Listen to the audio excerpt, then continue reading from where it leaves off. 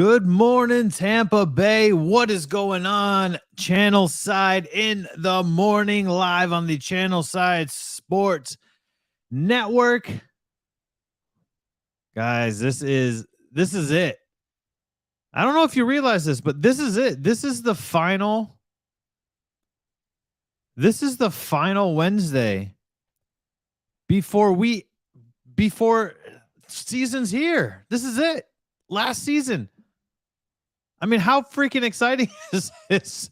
Man, of course, we've got Thursday Night Football coming up tomorrow night, Buffalo Bills and Los Angeles Rams. We'll talk a little bit about that. But, of course, we got to go Bucks heavy. We do got Bucks news and notes. Of course, they released their unofficial depth chart version 4.0 is what we're calling it over here at Channelside Sports. Just a couple moves, nothing too crazy. Thank you for everybody that is tuning in across all the platforms thus far. Yeah, hopefully we get you guys jumping in here on the chat, having fun, hanging out, and just chopping it up with each other and me. Don't forget about me. I'm here too. I like reading your comments. I like including your comments into what I'm talking about as well, as long as it's on, because some of you guys come in here and you're like, hey, how about the Steelers? And I'm like, yeah, we're talking about the Bucks and Cowboys. So how about the Steelers at some other point later on in the season?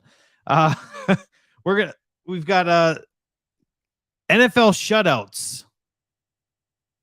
Who's had some of the best defenses across the NFL over the last handful of years? We'll talk about that. We're going to look at Super Bowl picks from the NFL Game Day squad.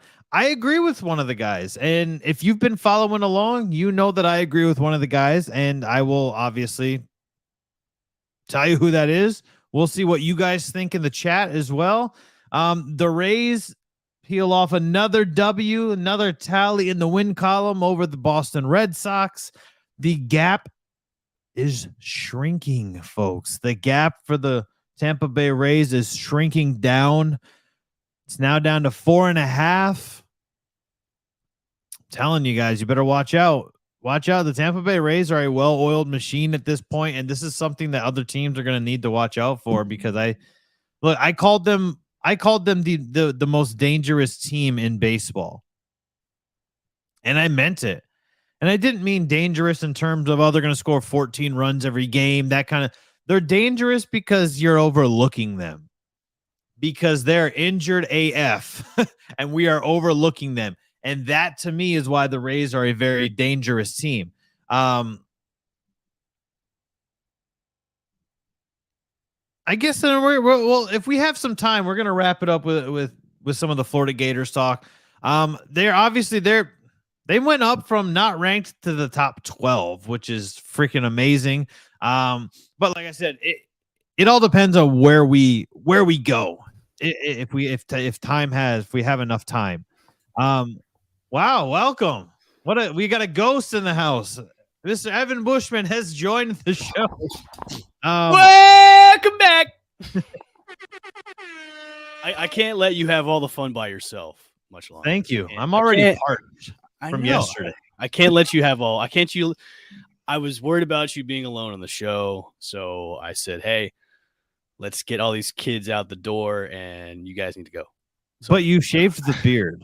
Yeah, but it's not as weird as it was. It's like a 418 shadow. Yeah, it's like a 418. It's coming. It's coming back. I mean, it wasn't even like down to where the weirdness was last time, so it was like not as bad. So I wasn't trying to stay away from you because the beard was gone. It was just one of those. That's exactly what it was, and it's okay. I forgive you for that. Okay. We're getting ready to watch. Obviously, there's in case anybody's been under a rock. NFL starts tomorrow. It does. Woo! Chris Godwin is uncertain to play in week 1, and I think that's the best way to keep him from a strategic standpoint, because you don't know if he's going to play or not. Well, I would also say, are you? And this is not a question to you, of course. It's like, are you surprised? I mean, that designation shouldn't be really surprising to anybody, honestly. Right. Well, I mean, what was it back? I can't even keep track. I think it was in July. They might have said, hey, Chris Godwin's clear. He's able to play. Now, he's got the knee brace off. He's still wearing the orange, no contact, Tom Brady style jersey. But I think that this is the best way, and we'll see today when injury reports come out at noon. But I think to me, it's the best way to go into this game against Dallas is to keep them guessing, right? You got to play. It doesn't matter if your roster is superior. You still have to play chess versus checkers when it comes to coaching in the NFL. I totally agree. Yeah, and also too is if you're gonna like maybe rest him week 1, that's another week that you're gonna have with him during the season. Because you don't want. I mean, do you really want to rush him out there if he's 65%? Even though they say he might be 100%, like if he's not really truly 100%, do you really want to roll him out there and risk maybe tweaking, the knee? There is a chance that could happen. So I would say they're doing the right thing. They're making it a mystery. There's a shower curtain of mystery and shroud upon his designation, which is just, I think, going against Dallas, it's totally fine. Keep them guessing. I think even if I'm going to put myself in Todd Bowles' position, I keep Chris Godwin activated. I announced that Chris Godwin is cleared to play on Sunday night, whether he's going to play or not. Because all I'm doing by telling Dallas that Chris Godwin is going to play is I'm screwing with their defensive scheme, right, heading into the game. And if I'm being honest, if Chris Godwin is, let's say he's even 85%, that's not 100. And you do have to tread lightly when it comes to an ACL injury and coming back from an ACL injury. But I would still put him out there for just a handful of plays, test the knee at game speed. Don't have him cutting across midfield to get mollywopped by a linebacker, right? But test that knee in game speed. We talk about all the time. Game speed is where it's at. This is where you are. I love that word, mollywop. I love that word. It's a great word. I'm a huge fan of it. Shout out to my friends up in New Jersey. That's where I heard that. I've never heard that anywhere else in the world, only in New Jersey. I can't wait for this. It starts tomorrow, and then Sunday kicks it off. It's so it's refreshing to have football back. Don't you think, Danny? 100%. This is the most. I said this yesterday on the show. This is the most exciting 2 months of sports because baseball's ramped up. If you're not on the edge of look, I get it. If you're a fan of the Tigers or a team that's out of it, like the Red Sox, the Marlins, any team that's out of it, I get, I understand that. But if you've got the luxury of having a championship contending hockey team, a championship contending football team, a baseball team that's always in the thick of it, they can't quite get over the hump, but they're always in the thick of it. A basketball team that is super exciting heading into the season. Oh, and by the way, the Florida Gators, who are not ranked heading into the season, are now top 12. Like, this is the most exciting time for sports fans. Don't forget about Florida State being 2-0 for like the first time in forever. This is also very true. That game on Monday was like insane against LSU. Yes, it was nuts. So, I mean, like, this is the most exciting time for this area. It has to be. If you're a fan of all of the localized, centralized, the regional sports teams here, this should be the most exciting 60 days for you. And if it's not, I'm more than excited to cover everybody. So it's fine. The Bucs released their depth chart yesterday. Version 4.0. This is like the official one heading into the season. Of course, you see the Unfinished Business World Tour branding. You can get your free shirts at shop.channelsidesports.com. $19.99. Concert shirts. There they are. So the only real change, Evan, is Rachaad White got that bump from 4 to 2. I've been saying that's going to happen because if you can't protect Tom Brady from the offensive line, you got to protect him by the guy who can pick up the blitz the best on your team, and that would be Rachaad White.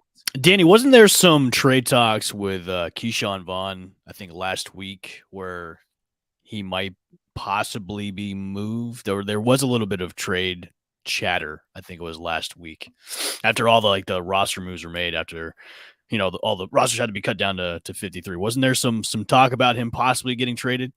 Because I mean, I don't think there wasn't any kind of surprise that White would jump into that number 2 spot because of just his playability, and he's a really good pass catcher and he can block too as well. Yeah, I think for me the thing that was shocking is that he lasted in number 4 for such a long time.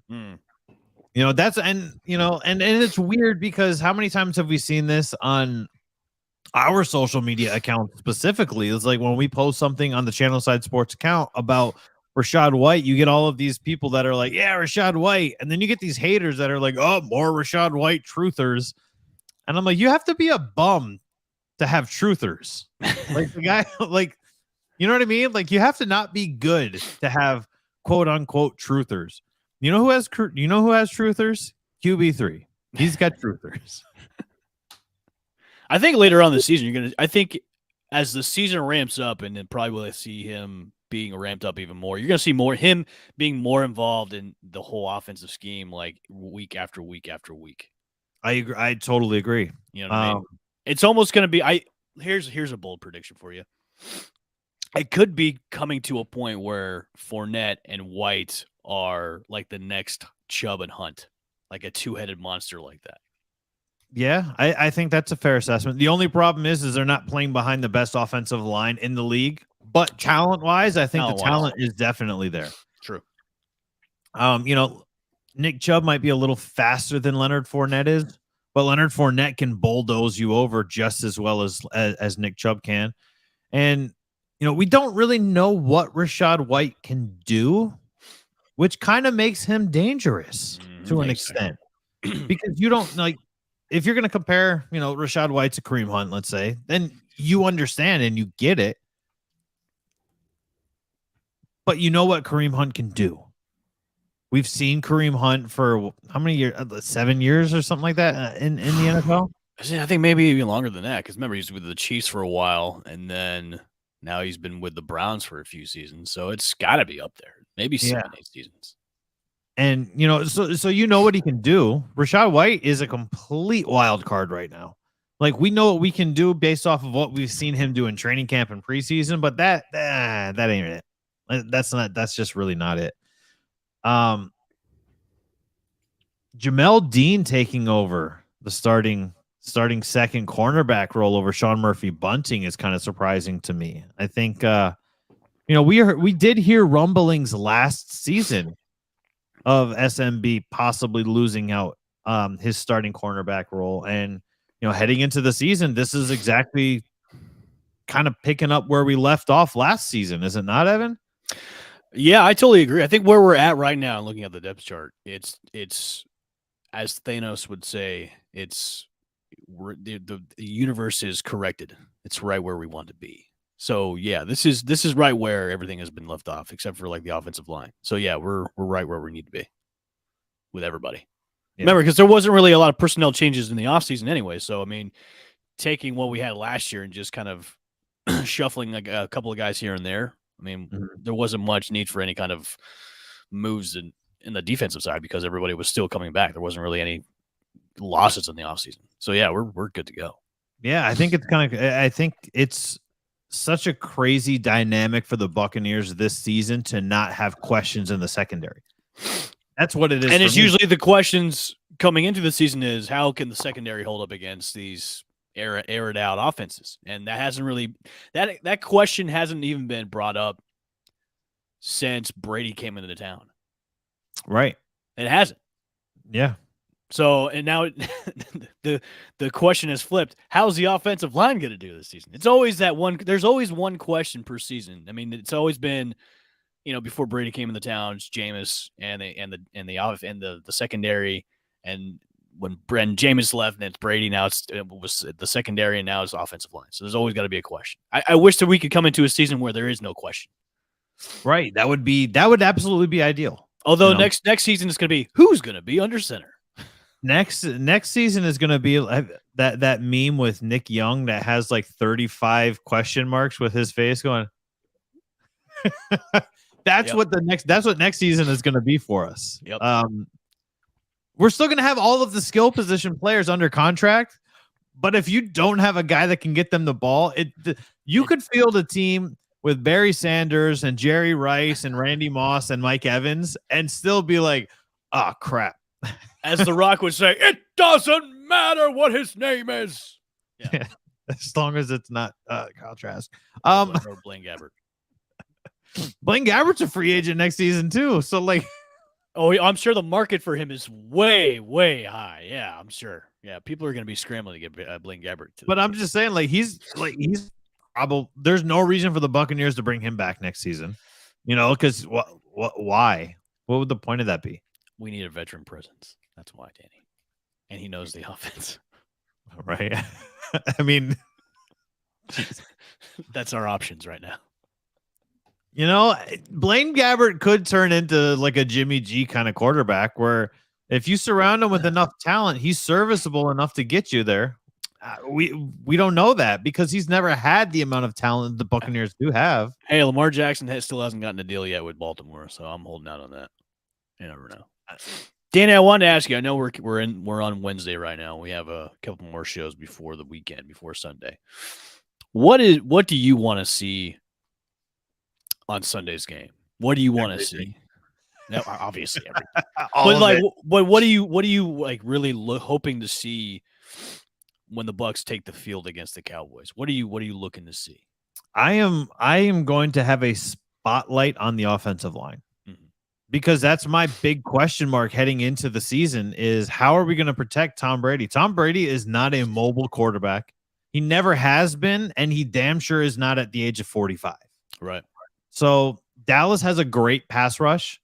So I want to see how the offensive line is going to hold up against a good pass rush because if you look at their schedule, they've got a daunting schedule. First 4 games are pretty tough, man. But the Chiefs pass rush, not as good as the Cowboys. The Packers, not as good as the Cowboys. You're going to have what? The Cowboys, the Steelers, the Saints. I think those are like your top 3 and the 49ers, but the 49ers are in the latter half of the season anyway. Right. Those are your biggest pass rushing defenses that you're playing against. So I think that it is a great sign to have Luke Gedeke and Robert Hainsey tested week 1. So then you can say, hey, look, we've already restructured Shaq Mason's contract. We freed up about $6 million. Hey, Gronk's coming back, man. That's why. Right. Supposedly, we still are not supposedly we're going to be looking for a veteran on the offensive line. That's all of the talks that I'm hearing. Why we still have not restructured Donovan Smith's contract is absolutely beyond me. You're going to have void years regardless. You're going to be in the hole in salary cap regardless. You're already there. So why not get the play money for the season that is at hand right now?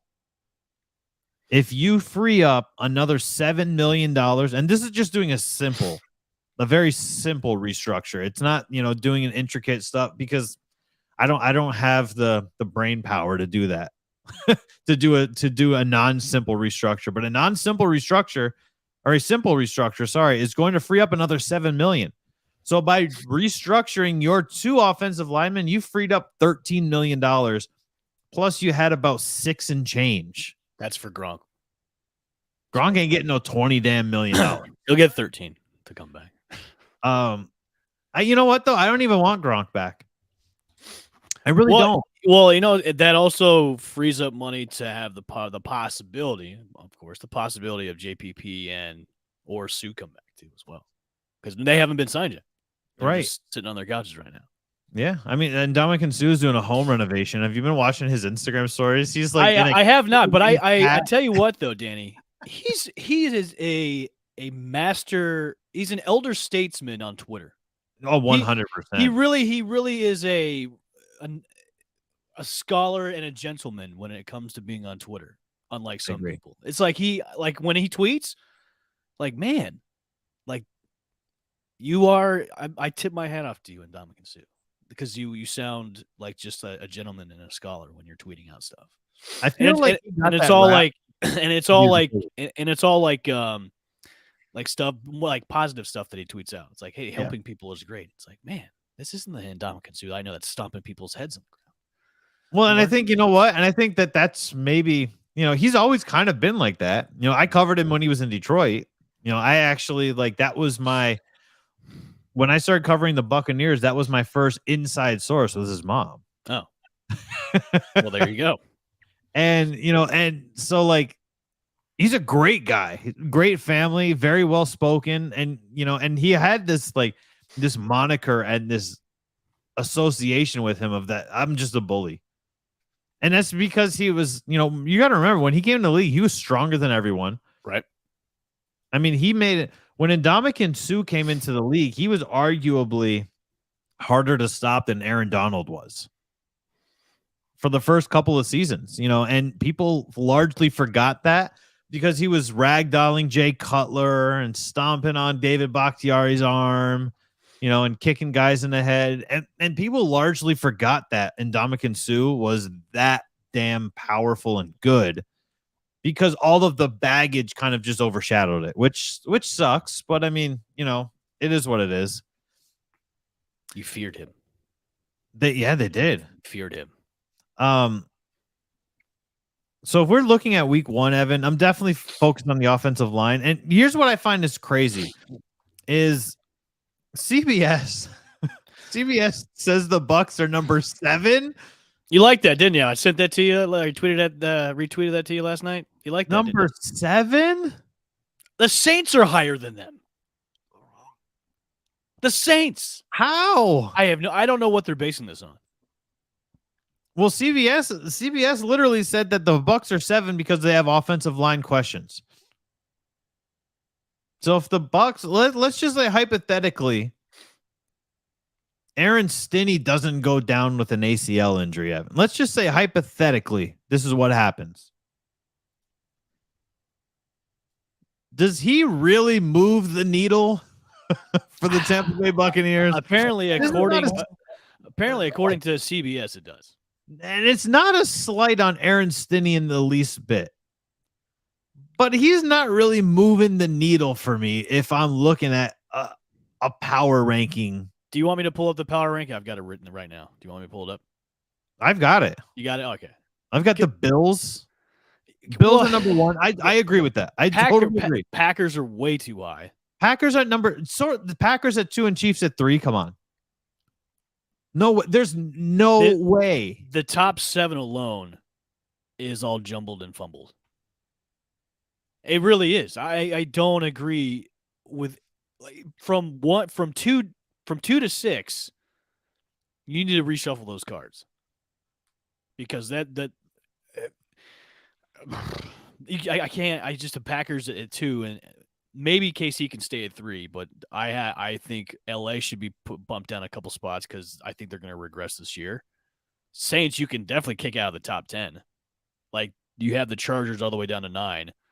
The Chargers should be in your top 6. Yeah, exactly. They won the offseason by a landslide. And honestly, Danny, I think also too, you could look at the Eagles with all the moves they've made and the free agents they've brought over.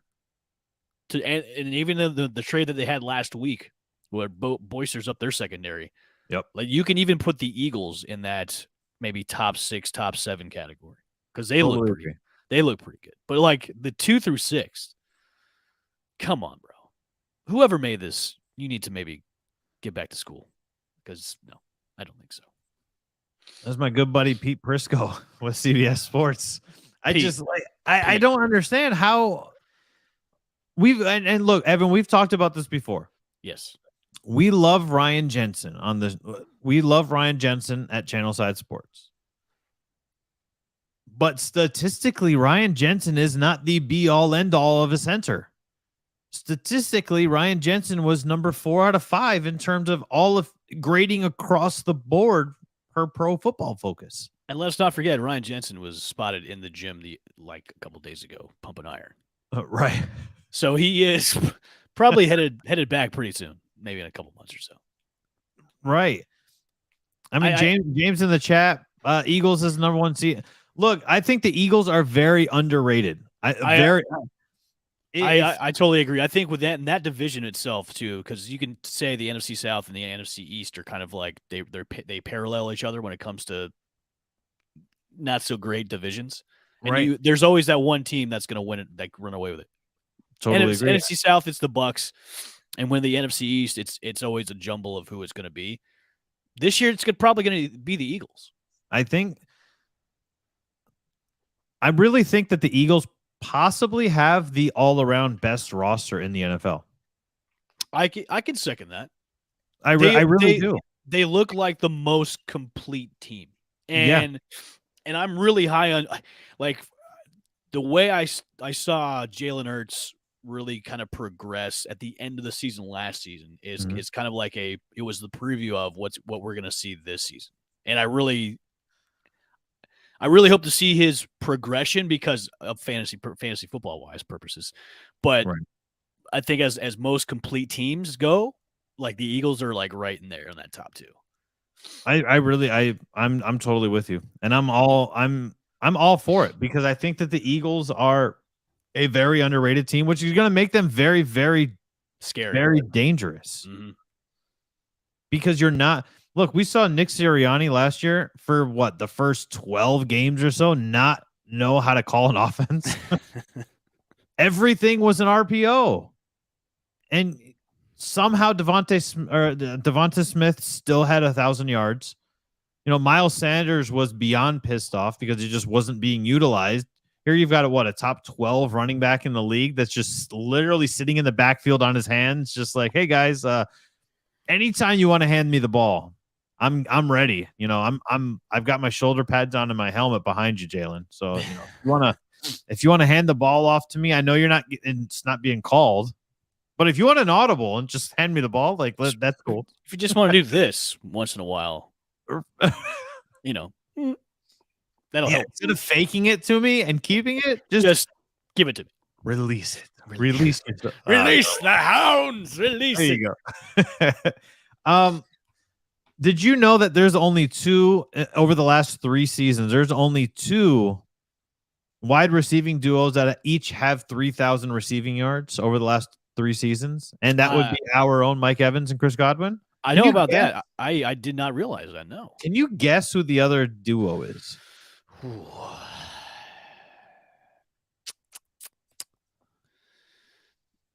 I'm assuming you're gonna say the Eagles have a duo. I'm not. Not okay. No, so I can give you a hint if you'd like. Please do. They're not gonna get it this year. Please do. Oh, that was your hint. They're not gonna achieve that. Not gonna achieve it this year. You're not gonna have 2 1,000-yard receivers on this team this year. I don't know, man. I'm just stumped on this one.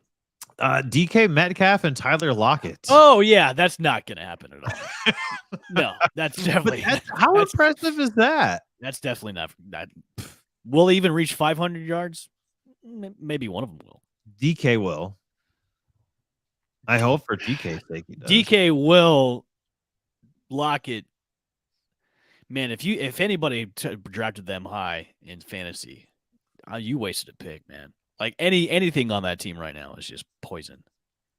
And you got to remember, Tyler Lockett was good because of he was such a deep threat, and he had that chemistry with Russell Wilson where he could kind of just blindly throw it up.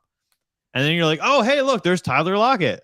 Like I drafted Tyler Lockett last season solely because the games I had lost over the last, 3-4 seasons have all been because of Tyler Lockett. It doesn't matter what league it was in. It would always be like, oh, Tyler Lockett burned me for 47 points. Tyler Lockett burned me for 40 points, 35. And I was just like, all right, Tyler Lockett's still on the board. I'm drafting him. And he never left my flex.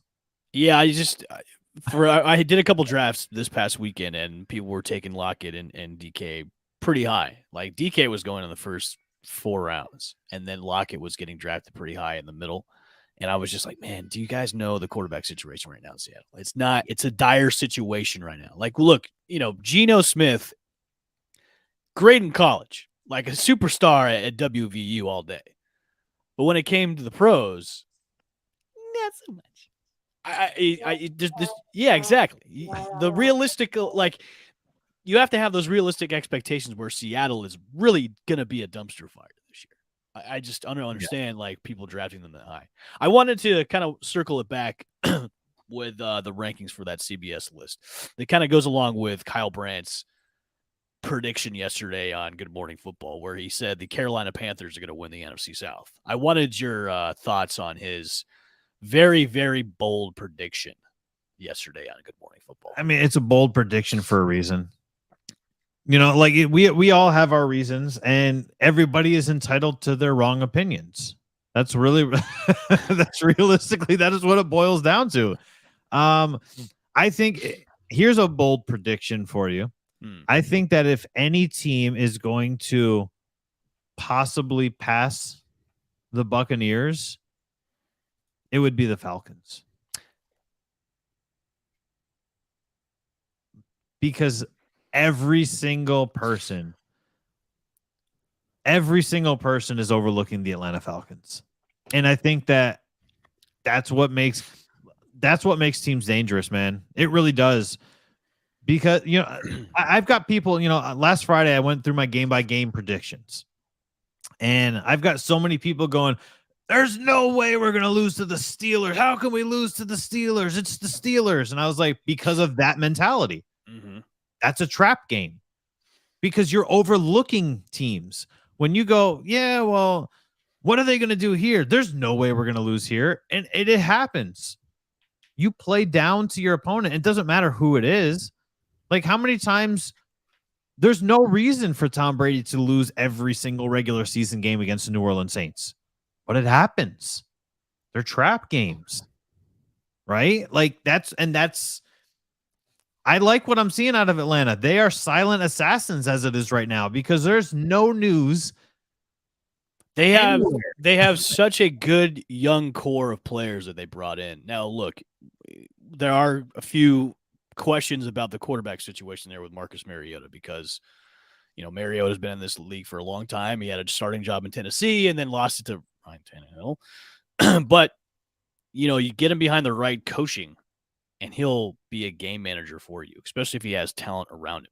And they drafted well. They brought in some veterans that could easily be performers on that team. So I've been kind of like saying that under my breath, like Atlanta could be that sneaky team that comes out of nowhere.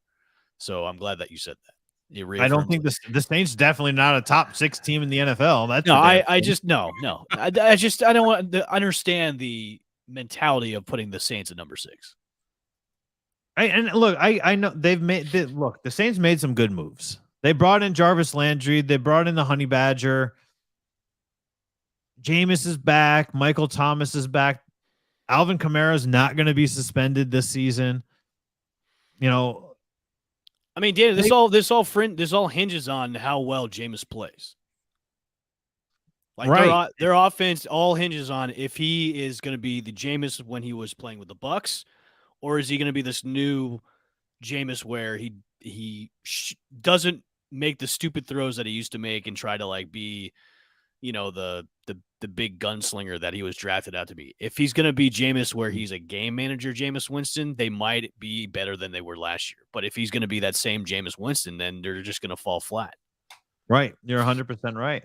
Guys, if you are tuned in across the platforms, bottom of the hour is here. We're going exclusive on YouTube for the remainder of the show. So please, if you're on Twitter or Facebook, hop on over to the YouTube. And when you're there, hit the old thumbs up button as we continue to progress along Channelside in the morning.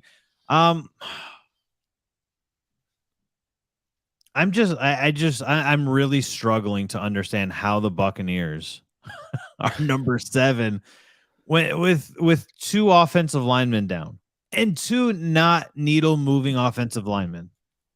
You know, if they lost Tristan Wirfs for the season, I get it. If they lose Shaq Mason, I get it. Right? Those are their top 2 offensive linemen. But we lost Aaron Stinney, who was a backup regardless. He was starting because of necessity, really. I mean, are they even looking at this as we don't have that much depth? in the offensive line position? Is that what they're maybe looking at? It's like, hey, if one of these guys goes down, that's a starter, then they're kind of screwed because they don't have the depth that they had last season. I mean, It's possible. I mean, look if they're look at the left guard. right, I mean, if they're looking at that sort of situation, then I can see, okay, you can put them down to where they're at. Right. But It's entirely possible. yeah, because I mean that's the only logical explanation I can see them putting at them at like below the Saints is, hey, their offensive line it's okay, but if one of these Right. guys goes down, then there is a huge question mark and a huge concern about that. Right. Well, if we're going through and we're using everybody else's kind of rankings and thoughts and things like that, if we go to the NFL Game Day squad,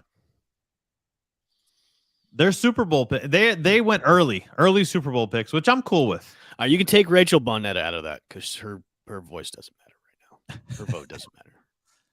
Everybody on the Bills in the AFC, I think that's I'm on the Rich Eisen train. Michael Irvin's a homer. You can take that out. Come on. Of course, yeah. Come on. Well, I mean, to an extent. I mean, Mooch has this. Actually, yeah. Look at the. Hold on, just a second. Take out Mooch and take out Irvin and take out Bonetta. Kurt Warner's got the Rams too. He played for the Rams. Yeah, they're all homers. Okay, so we're only really going to evaluate Eisen and then Cynthia Freeland. That's it. I mean, I think Cynthia Freeland is probably one of the most underrated analysts in all of sports for whatever reason it is, but like she's always on ball. She's always on the ball when it comes to projections and predictions. She's a statistics person, kind of like me, and very analytical. And anytime she talks, I listen, except when she says the Packers are going to the Super Bowl, because how are the Packers going to go to the Super Bowl? I don't. I agree with the Bills pick. Because out of the AFC, that's the team. I mean, right now they are the most complete team in the AFC right now. But like when it comes to the NFC, it's like Mooch. Come on, man. Like I want to hear Mooch's reasoning how the 49ers are going to be in the Super Bowl. I want to hear. Yeah, I just want to hear his reasoning. And then Irvin always picks the Cowboys because he's a homer. Like let's go with just Rich and Cynthia. We're gonna go with. Do you think that's why Michael Irvin has maintained such like a high level of stature in terms of like media availability? Is because we know that the Cowboys have the largest fan base in the country, and he is such a mark for the Cowboys. I think yes, because whenever the Cowboys lose, it's good television to have him and Stephen A. Smith. And have Stephen A. Smith just clown him because Stephen A. hates the Cowboys so much. So whenever him and Irvin go at it, and the Cowboys lose, it makes for great television.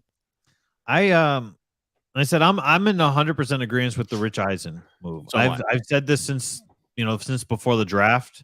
Actually, since Tom Brady announced that he was coming back, is when I said I was like, all right, it's always been Buffalo for me. And I think that it's always going to be Buffalo for everybody outside of the state of Missouri. Danny, let's go to the NFC picks. So obviously we're picking the Bucs, and we agree with Rich Eisen because Rich and I was his security detail one Monday Night Football game at Raymond James Stadium. Great night, nice guy. Great having. They weren't really anticipating anything happening, huh? I had the earpiece. It was great. I was doing the whole Secret Service touch the earpiece kind of thing. But looking at the other picks for the NFC. Which one of these could challenge the Bucs? It's got to be the Rams. Okay. It has to be the Rams. I'm still very high on Allen Robinson having a resurgence in his career because he didn't Allen Robinson didn't progressively get worse. He just fell off the map because Matt Nagy's an idiot. Allen Robinson didn't it's not like when you watch let's say Julio Jones, right? Julio Jones isn't quite as fast as he was, can't jump quite as high as he could. Allen Robinson's not to that level yet. Allen Robinson just didn't play because Matt Nagy's an idiot. And that's what it boils down to for Allen Robinson. I think they're going to have the luxury of having a guy who is arguably just as good or as explosive as Odell Beckham was at that stage in his career. And they only had Odell for the last 40% of the season. They even saved OBJ. They even saved OBJ's locker. They're saving a spot for OBJ. So he could be coming back. Right. We have technical difficulties over here. El Bushman is El Silento. Oh, that's what we're gonna call him. El Silento. Look, I think the Rams have the best argument out of all of the other NFC teams. They really do. I don't see. I mean, the Cowboys are always kind of in the conversation because they should be good, right? And I think that's the difference is the Cowboys always should be good, but they're never quite there. And I think that's the issue for me with the Cowboys is like I look at them and I love Dak Prescott. I think Dak Prescott is a hell of a quarterback. But you lost your wide receiver one. Is CeeDee Lamb realistically able to step into that wide receiver one role and effectively have Michael Gallup come back from his multiple injuries last season and be effective? So it's like, it's crazy to me that Dallas is never over the hump. You know, Trevon Diggs leads the league in interceptions last season, and then he also leads the league in receiving yards allowed. Like, that to me is the most Dallas Cowboys thing that there possibly could be. Is just gone. Like, there's lead the league in a good metric, lead the league in a bad metric. I think that's the biggest Dallas Cowboys ism if there ever was one. Something that I thought was very interesting was most shutouts in the NFL over the last. Can you hear me now, Danny? Years. You got our Tampa Bay Buccaneers down at number 6, and this is over the last 20 years. And to me, it's crazy because we've had pieces on offense. We've had Cadillac Williams. We've had Mike Evans. Chris Godwin came around. We've had all kinds of talent on the offensive side. But to see that there's 4, 5, 6, 7, there's 8 teams. 8 teams have 6 or more shutouts over the last 20 years.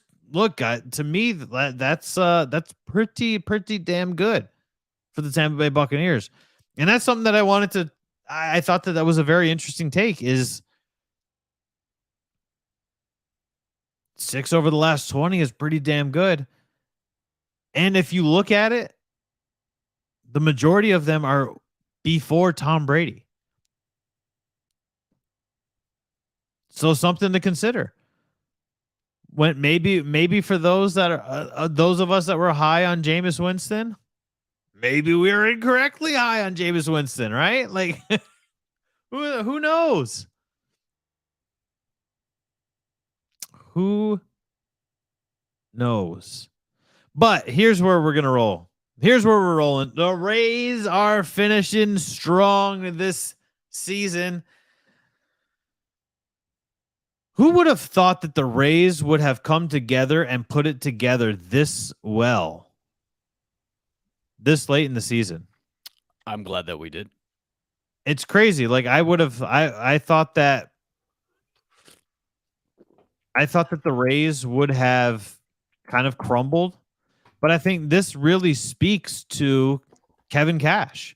This speaks to what he's been able to do with the team and bringing these guys all together with this crack squad of savvy, motivated personnel that the Tampa Bay Rays have fielded of guys that were not ready and were not prepared to play at that certain time. They were called up when they weren't ready. We saw the Rays drop from 2nd to 4th. And now they're back. Now they're 4.5 games behind the Yankees. Like, I'm super excited that midway through September, The Rays are 4.5 games behind the Yankees, possibly getting ready to start their last season series against the Yankees with both of these teams on 3-game winning streaks. I'm stoked for that. I think that's fantastic. Is that not where you want to see your team? Like, sign me up. I got into it last night. I hope you can hear me, Danny. Yes? No? Still no Evan. What the? Still no Evan Bush. Randy Rosarina had another 3-hit game. Another 3-hit game. And the guys that are getting it done are turning into, your Yandy Diaz's and your Randy Rosarinas. We've talked about this before. This is what we need. This is the kind of we've been looking for faces of the franchise. And maybe it is a collective bunch. Maybe it is like a Mount Rushmore kind of thing. And I know, don't use the Mount Rushmore phrase, in terms of, oh, these are the greatest players of all time. Maybe it is a smorgasbord of guys, right? Like, maybe that's what it's going to be. Maybe it's going to be your Shane McClanahan's and a Yandy Diaz and a Rosarina and Wander Franco when he comes back. Maybe, but who knows? Like, we don't know. There's no possible way of knowing how it's going to play out. Just like we don't know, did we give Wander Franco his big contract too early?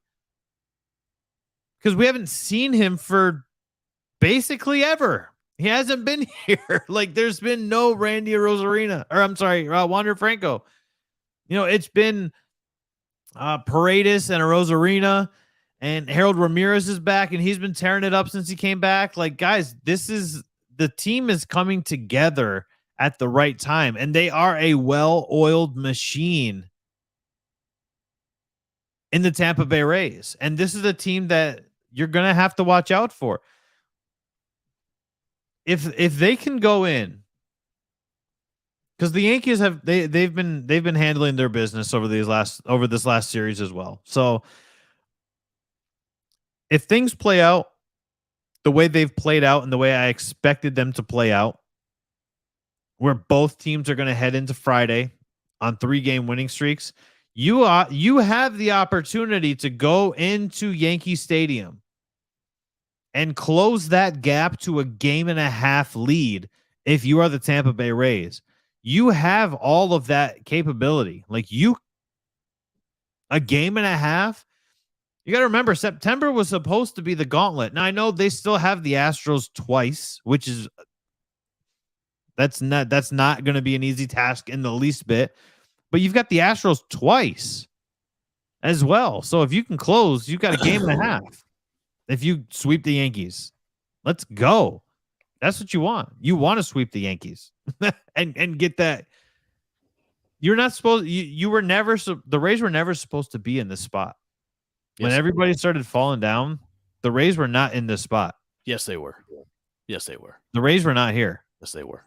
And now they are. Yes, they were. So I don't know. I got it, Danny. I got into it last night with some Red Sox fans last night. Yeah. Here we are. 4.5 back, 3-game series coming up against the Yankees on Friday. If the Rays can figure it all out, if the Rays can still figure it all out, you are looking at a team that could somehow, some way end this season in first place in the AL East, which is unfathomable based off of the injuries that we have seen and the injuries that this Rays team has had over the last the entire season.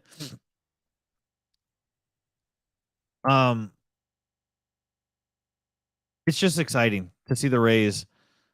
It's exciting. It's exciting to see the Rays in this position. And I guess this is where we got to give Kevin Cash his flowers, right? Because Kevin Cash, for the longest time, we ragged on Kevin Cash. Hey, it's not, 2-time manager of the year didn't really mean anything, but this is why we do the show every morning, and the temperature is going to change. The temperature is going to change every single morning because we're fans of the team. That's how it works. Some days you're going to be up, some days you're going to be down, and that's how the cookie crumbles, guys. Kevin Cash needs to get his flowers for keeping this team afloat. I can eat crow. I'll eat humble pie. I'll eat that. Hopefully it tastes like peach cobbler or apple pie with some vanilla ice cream on the side. But I'm happy to do that because we're talking about a team that was not supposed to be here. And they just weren't. And they are now. And it's stupidly exciting. Just like it's super exciting that the Florida Gators, how do you go from not ranked all the way up to, and I'm saying this as a fan, you go from not ranked all the way up to number 12. You go all the way up to number 12. That to me is insane. 29-26 victory over the Utah Utes on Saturday. I mean, what more can you say? I think it speaks volumes to hearing Billy Napier in his press conference post game talking about, hey, sure, we won, but we were sloppy. There's a lot of room for improvement. How many times would you see a coach, especially at the college level, when they get an upset like that, kind of lose their minds and be ecstatic? That's the thing that we love about college sports, right? Is it's a different feeling. It's a different vibe altogether between coach and media, right? But seeing Billy Napier come out there and go, yeah, we were good, but I mean, hey, it was sloppy. We gotta clean it up. We've got Kentucky this weekend. And look, you started the season off 1-0. Everybody, including myself, thought that this was going to still be kind of like another rebuilding season and kind of a rebuilding and a restructuring formulation of this team, and didn't think that this team was going to compete this year. And look, if we're being realistic, maybe it could be a Utah problem. But I will tell you what, Anthony Richardson is a stud. 100 yards rushing. It was 17 of 24 passing. Not crazy not crazy numbers in passing, but that's going to clean up, and it's also going to be dictated by the game. There's going to be other iterations of Anthony Richardson throughout the season, and we saw that with some of the plays he was making in the fourth quarter. As we saw Anthony Richardson turn it on, make some pretty damn good dynamic plays, and lead his offense and lead his entire team. And he was just a spark for the team. And that's what you want out of the most important position on your team, out of that quarterback spot, is you want that guy to be the energizer. You want him to be the Duracell battery that powers this entire team and excites everybody. And especially when you're playing in the swamp, you want I'm very excited for the Gators, man. I hope that they continue this trend. I was joking on social media. Well, the cat's out of the bag now. They're not the best kept secret in college football because they were largely slept on, and they come out. If they would have beaten a lower ranked preseason team, if they would have done that, then it's a little bit different. But we're talking about number 7. When you beat number 7 in week 1, you just put yourself on notice. And that's the scary part, is you put yourself on notice. Is now teams are prepping differently for you of, okay, hold on a second. This team is for real now. This team is not going to be a team that we can just be like, yeah, we can roll 85% and be okay because they're rebuilding. That's not the case for the Florida Gators. So it's exciting to see a team that we didn't expect to be competitive come out, get an upset, and now be just outside of the top 10 in the AP rankings. I love it. It's all right. The Gators are, I hate the Gators. So it's all good. Whatever. I hate the Gators. I'm just gonna talk to myself here. But yeah, it's like handle your business against Kentucky. There's not going to be anything worse than beating Kentucky, or I'm sorry, than beating Utah and then coming back and losing to Kentucky. There's not going to be anything worse than that, and that's not what you want to be. That's not where you want to be. That's not going to be good. So hopefully Billy Napier is getting them prepped. Hopefully everybody will be prepared to play on Saturday, and they can handle their business against the Wildcats, start the season off 2-0, and look ahead towards building something positive. They just talked about expanding to a 16-team playoff, So, hey, maybe that's going to be in the future. That's not going to be this year, but you never know. Never, ever know. Guys, thank you for tuning in all across the boards and finishing up with us on YouTube. Of course, hitting the old thumbs up button. Highly appreciated. We're going to do it all over again tomorrow. I can't wait. We are a Tampa-based sports show, but I can't wait to preview the Bills and Rams game tomorrow. I can't wait to talk about that because it's the first game of the season. I'm not previewing every single game every week, because that's not what this is about. We've got a new show coming out about that. We're revitalizing the Gridiron on Tap show. But we're not doing that. But we have to do it tomorrow because it's game one of the entire regular season. I'm stoked. Hopefully you're stoked. Thank you all for tuning in. Make sure you search for us on all the social media platforms and follow the Channelside Sports Network. I am Danny. That was intermittently Evan, and we will do this all over again tomorrow.